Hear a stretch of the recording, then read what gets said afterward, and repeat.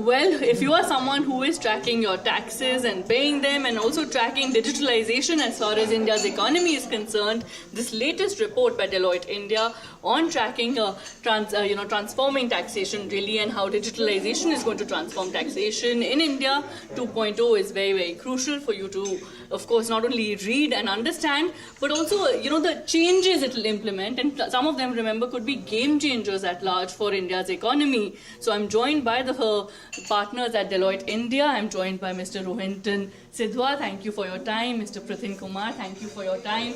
I'd like to begin by asking you, the big headline really when we were all discussing with you all was the implementation and the recommendation to the government on SAFT. For our viewers who are watching this and for those who are saying, okay, SAFT is another jargon really. So what really is this and how will this be a game changer then in technology in taxation? Sure.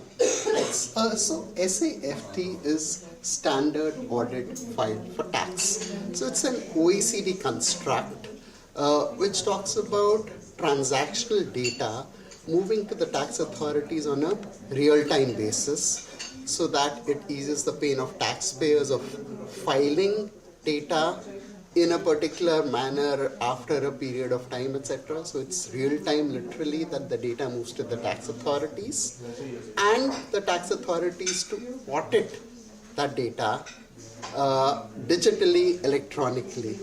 Now, usage of technology overall in the entire process with its direct taxes or indirect taxes will really be a significant game changer when it comes to the reporting and audit of tax transactions. All right. So by when do you see this being implemented really? And also, as per your survey, taxpayers saying that, look, we need more tech in day-to-day activities. That really is also coming out strongly.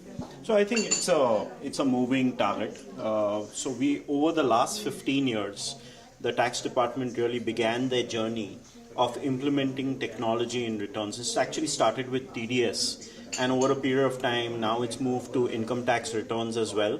And now we are talking of taking it even further, that we take it to the assessment process through the SAFT. Right, so taking it one step further, we were also discussing AI in taxation going forward. Your thoughts really on how this will be implemented and, by when do you really see AI taking center stage? We often talk about AI as something as a futuristic element really in our sectors, but AI as far as taxation is concerned, how do you see it being implemented and by when do you see it being implemented? So we don't know all the details, but I'm pretty certain that the tax department already has a roadmap to AI implementation as well as an analytics. But we are increasingly seeing many of our clients actually look at solutions around AI to further add efficiency to their tax reporting processes. Right. Now, one of the challenges, right, when I was talking to others also saying that, look, as technology in taxation is emerging, what really is a key challenge? The key challenge, not only as per your survey that's coming out, but also like viewers at large, is notices, right? When someone gets a notice and they're saying, okay, while this is technology at its best, if they need to comprehend it, they need to tally it, they need to make sense of it, reach out to someone, they seem to find that as a hurdle. So is that, would you believe that's one of the key challenges, and how do you think that technology can really take that on? Right. So when we look at technology, I would put it in two buckets. One is how the government can enable it and make it easier for taxpayers. Mm-hmm. So the way it will work is that the government has to first build the entire infrastructure, get the data, get it right. So it doesn't make sense if you have hundreds of transactions and you ask a taxpayer to reconcile all of that. That's not just going to work. Pick out transactions, a few transactions, say to an individual taxpayer. These are the issues, try to resolve it.